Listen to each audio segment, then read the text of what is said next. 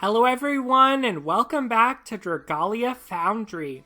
This video is going to be all about what's ahead for Dragalia Lost, both in the short term and over the longer term.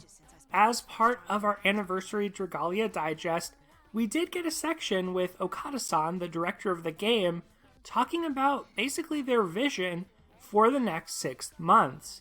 Now, in my initial reaction to the digest, all of that information was dropped on us so quickly that I wasn't really able to process and give my thoughts. I came off of it a little bit negative in the sense that it didn't seem to be anything truly game-changing for Dragalia, which I've been hoping for a while. But I'm like a broken record when it comes to that, and I have to admit, I've still kept playing the game and kept enjoying it, so there's something to be said to sticking to a formula that works. For this video, I'm going to start us off talking about short-term changes, mainly because I haven't had another place to really discuss the version update. So this is the latest state of Dragalia Lost. I'm going to spend maybe 4 minutes on this, and then we'll switch over and comb through what we found out about the future direction of the game, and I'll give my overall impressions and thoughts on that now that I've had some more time to collect them. So for version 1.12, this is now available to all users. It was slightly delayed for iOS users, but still within the window before the automatic update occurred. They reduced the size of the voice data in this version, which is pretty nice. Besides that, we got our free 10-fold summon voucher, which is awesome. That comes out with every update. That should be available to you now. And one of the main pieces of this update we're not going to see until our upcoming raid event early next week, Fractured Futures, is actually related to raids. So the first thing that they're starting that's pretty cool is called Raid Boosts. Future raid events will feature a new factor known as Raid Boosts. Raid Boosts bolster your team for the corresponding raid event with effects like increased damage dealt to enemies or boosted adventure HP. You can get these boost effects when you clear boss battles and raid battles during raid events. So it's awesome. I feel like it's a way of encouraging you to actually play more and finish out the rewards so that you can take on the harder raid battles. And there are some of those that we'll go on to in just a moment. We're also adding new features in the next raid event. Some of these features include a new Omega difficulty, so that's where you'll probably really want those raid boosts. The addition of bronze and silver emblems to the clear reward and grand bounty for Nightmare. The use of special items to play the extra raid battle whenever you want. So basically, instead of the extra or EX battle triggering randomly, you actually get a shard that you can hold on to play the EX battles, so you can stockpile them or play them with your friends instead of having to play them right after they trigger for maximum efficiency. So that is also a good change in my opinion.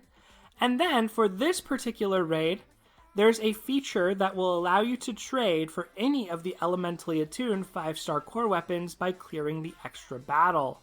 So, I would love if this just becomes a normal feature of raids. At this point, I have most of the core weapons, over 30 out of 40 of them, so especially when, in the future, we're going to have even stronger weapons, and these are such a great boost to newer players, I think this is awesome. It would be a little bit of extra power to me, but if you're newer to the game, this will go a long way. I honestly suggest that you probably consider either a 5-star core weapon for a powerful Gala character you pull, maybe Gala Yuden or Gala Cleo, possibly some of the other Gala characters are worth it as well, or maybe just get Levitain, honestly, just to use for the original Yuden, because it will make him quite a bit stronger, and he's great to have on your team for lots of early content. So that's kind of my advice as far as the free weapon goes. If you've been playing for a while, you probably have an idea of which character you really like and want to get a weapon for, so I would leave that decision in your hands if you are a more experienced player. Other than the raid changes, we're getting new gameplay elements in Advanced Dragon Trials. New difficulty levels. The existing difficulty level for Advanced Dragon Trials will be considered standard. So this answers one of the questions I had with Okada-san's portion of the digest, where I thought the existing difficulty was kind of like expert, that Prelude was kind of like normal, and that Master was going to be the only really new thing that was harder. It actually turns out both Expert and Master are harder. You'll be able to use materials obtained in the new difficulty levels to craft new weapons. We are planning to add the new difficulties in October, so that's very soon, and we will share more information in a separate notification. Now here's one of the things I'm less hot on, and it's time attack rankings. We will add a feature to the planned Advanced Dragon Trial Expert difficulty. So notably, it's not the hardest difficulty, it's the second hardest, harder than what we have now, and I think that's probably a good thing because I would expect Master to truly push us to our limits, and if that's the case, that's not a mode where you want to encourage pubs to be speedrunning, in my opinion. You want to encourage people to play carefully and play thoughtfully if it's that hard that it really pushes your limits. So Expert is almost more of a battlegrounds for the best clear time, in part because it's easier. I think that actually makes a lot of sense. We'll share more information about when the feature will be available and how it will work in a future notification. The reason why I'm kind of worried and skeptical about this is potentially an introduction of PvP elements into Dragalia Lost. And I say potentially just because, yes, there are rankings, so your first thought on this might be, they're just cosmetic, they're just to show off and to celebrate players who are really invested in this, who care about speedrunning and have done well. You might think that, but you can see in the corner here, there's a button that says rewards.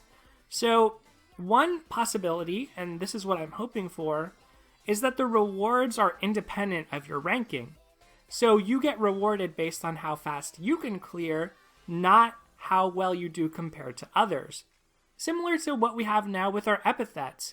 For clearing things in a particular speed, you get special epithets. So my hope with this is that, there are milestones. If you clear it within 3 minutes, you get a special reward. If you bump up 30 seconds beyond that, faster than that, you get another reward. So that way everybody who participates in this can get some rewards, rather than have it so if you're the highest clear time, you get, 100 sunlight stones. If you're the second highest, you get 2 sunlight stones, or like something crazy, So I just don't want this to stratify what players have access to a ton. If it's moderate, and even if it's PvP, I could be okay with this, but if it's really extreme, I'm going to feel kind of bad about it. It reminds me a lot about how I feel about Astral Raids.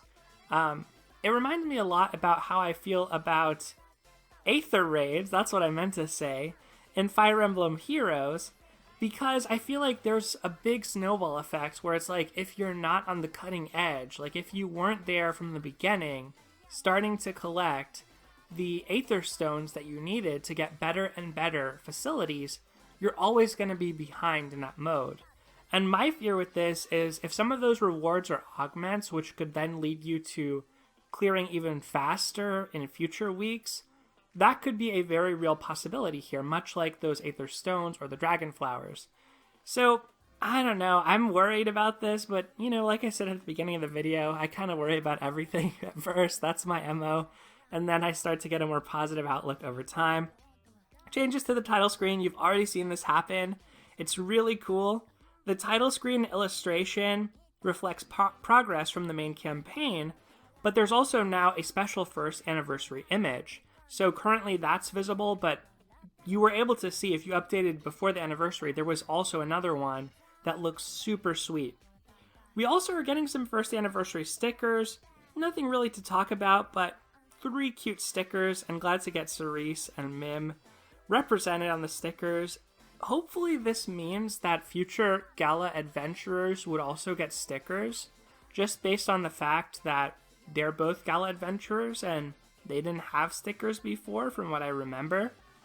We have some special first anniversary voice lines that I already showed off in my anniversary tour video. We have new co-abilities that are getting added, starting with Gala Prince that I already talked about as well. Changes to item summons that I kind of talked about.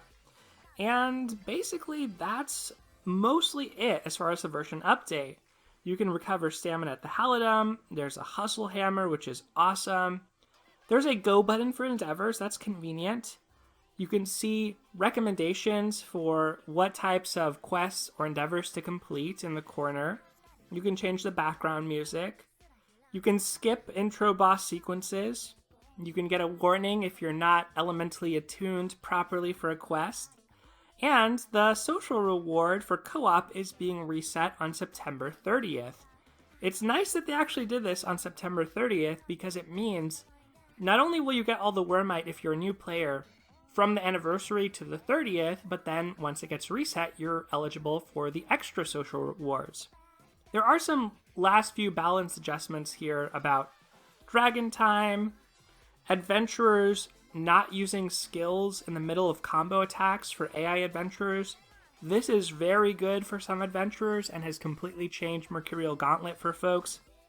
The other big things here are the maximum augment bonus for adventurers and Wormprits being increased to plus 100.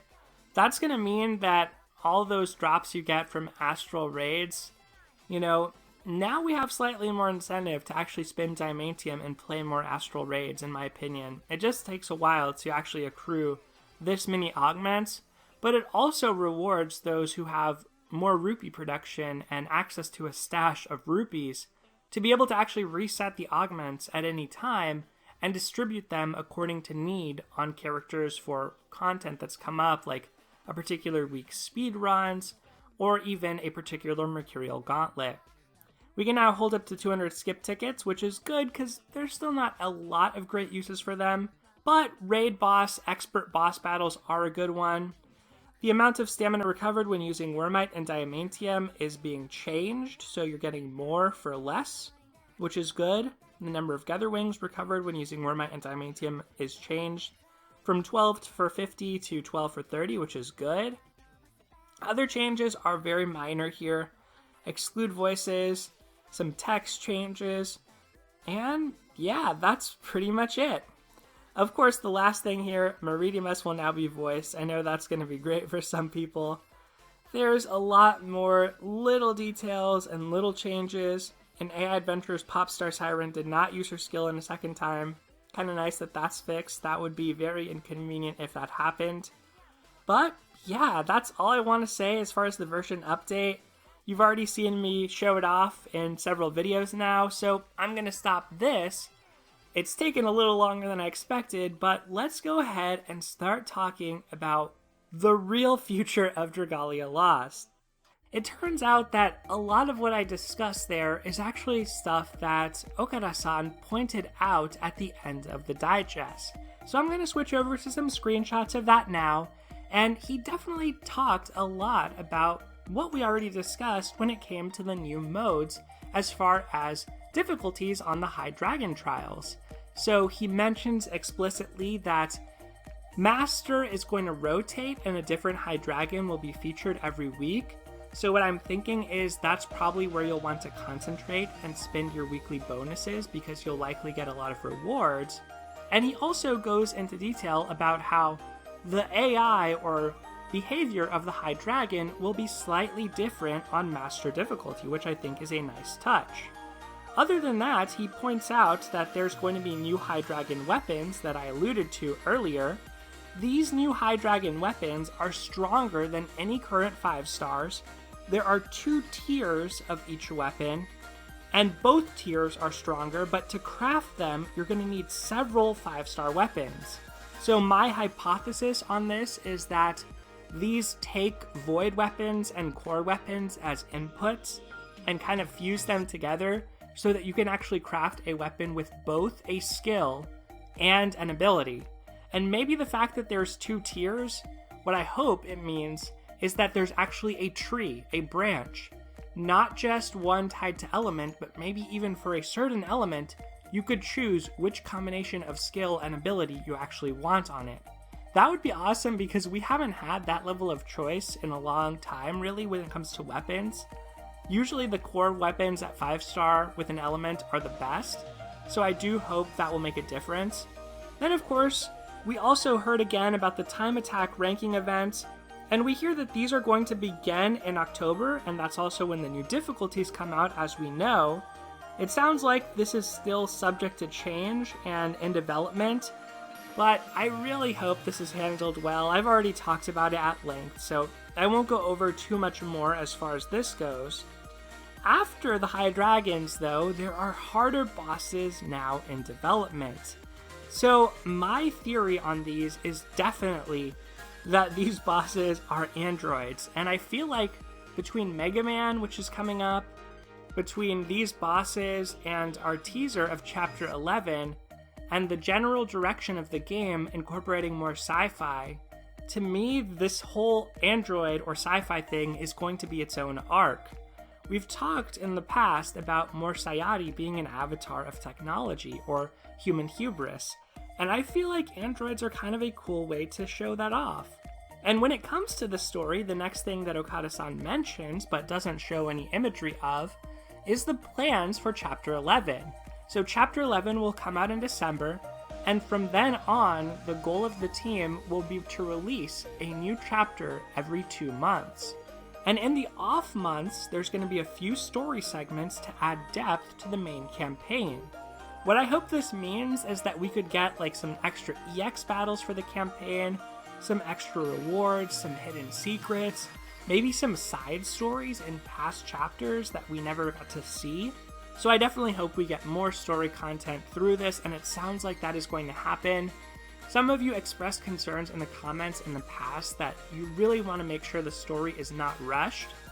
That is a concern of mine as well, but I feel like 2 months is still generous enough that I hope the high bar of quality that's been set can be carried forward. Next up, we hear about the following features that are still a ways out. The director says that a lot of these features, or everything shown in the presentation, will be implemented within 6 months, which is March. So yeah, the 1.5 anniversary still seems like a long time from now for just these changes, I think. And so that does concern me slightly, but obviously there are surprises in store. This isn't the only thing, but I did want to run through this list since this was very easy to gloss over. Look forward to the following features. Apply the effects of facilities that are in your storehouse. This is important since we are running out of Halidom space, and surprised to see we didn't really get an expansion this update. Change the appearance of weapons. That's cool. Maybe you can set a weapon just for cosmetic's sake and have a different weapon that is actually equipped to you. Automatically replay a selected quest. That is super needed right now when it comes to auto co-op, because if you're doing auto co-op, it's very easy to accidentally just loiter in the lobby and then everybody else is waiting on you because you're still on a waiting screen. Next up is specify which adventurers appear on the homepage. That's a fun little change where you can maybe actually create some scenarios, pick characters that you like to show up and have them in various settings. I mean, it's kind of cute, it's just cosmetic, but it's this attention to detail that is one of the reasons why I like this game so much. The next one is the big one though, for so many people, and that is, of course, play past events anytime. This is huge, and it seems like a huge effort for them to figure out how to do this, how to balance it, what type of system to put in place. What I've heard referenced a lot is side stories in Grand Blue Fantasy. They're basically a way for you to access past events on a permanent basis. So I hope that whatever system is put in place lets people catch up on those facilities, lets people get those welfare characters they may have missed earlier on. And this was something a lot of us had hoped would come out with the anniversary, but just knowing that this is happening is enough for me. It doesn't have to be right now. I think this will be really hype when this actually does come out. So I don't mind them taking some time on this to do it well, and I think it'll be another really special moment and mark for the game. The last two things are an encyclopedia and other game improvements, which is pretty vague, but the encyclopedia does seem fun and seem cool. That's the kind of thing that I would probably really enjoy diving into. So I'm glad that's coming out. Maybe they'll even have like a collector dex. So they're aiming to release the features discussed here by the 1.5 year anniversary, March of next year. But of course, they're cooking up more than this. When he said there's new adventurers, dragons, and events, I really thought that we were going to get some type of cooking event. But no, our final announcement was, of course, Mega Man Chaos Protocol. I briefly touched on my history with Mega Man. I am a big fan of the Battle Network series. I got really into the cartoon or anime for it at the time. I played through probably the first 4 entries and the GameCube spin-off or entry. I remember, I think it was Battle Chip Challenge. There was one that really had a lot of deck building elements, and I spent so much time on that. I was so into that, and like Kingdom Hearts Chain of Memories at the time, like all these card battler GBA games, but they were really fun. I will say I have a blind spot when it comes to the X series. I pretty much started playing on handheld, and that's how I experienced a lot of my games growing up. The first real console I had was like the 64 or maybe even the GameCube. So by that point, I do remember Mega Man Legends that I got from Blockbuster, but I think that was about it. And so I hadn't gone back to play a lot of the older games until the anniversary collections. I want to say anniversary collections, but basically some of them actually beat 1, but not 2. And I found that it was really hard. I definitely had to spam pause to scum through like a boss fight. So it wasn't really for me, but my inexperience with Mega Man aside, I know how beloved this franchise is. And so I'm just really hopeful and really excited. I hope that for the passionate Mega Man fans out there, they do the series justice. I really want to see, obviously, Mega Man. I want to see Roll, also summonable. I would like to see Dr. Wily make an appearance in the game. I mean, Wily's Castle music has to be there, right? Like, there are a lot of touchstones with Mega Man that even as, a little bit of a distant fan of the primary series, as a gamer, I just am aware of, and I know that people love.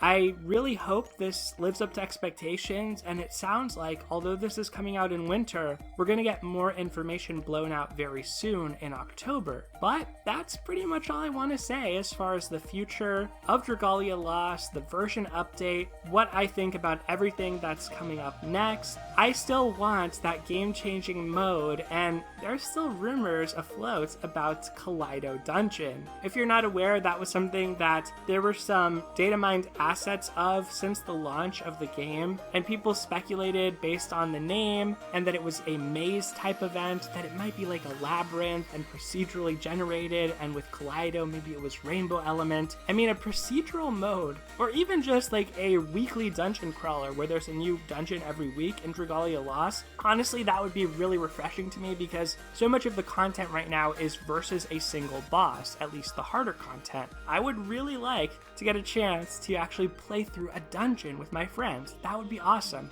Even if that has to be single player, I think that would be fine, just because I do understand longer content with co-op online doesn't lend itself well to the mobile format. So I'm still holding my breath for that, but yeah, it's probably not gonna happen, I would say. At this point, we've gotten so many false alarms. What happened with the anniversary was basically there was a new asset in the data mine, from what I understand, that hadn't been seen before, so it raised the antenna about that a little bit. If there's ever a mode like that that is really substantial, it will probably keep me with Dragalia Lost forever. Until then, I'm gonna keep saying that I hope there's something good coming up because I'm getting fatigued, but know that I am really enjoying it. I am having a good time. Sometimes I think that I really like just playing the game more than content creation, and there are periods like that where I just want to play and just enjoy it and not necessarily make the videos, especially when the content is very homogenous or the new game modes are very similar.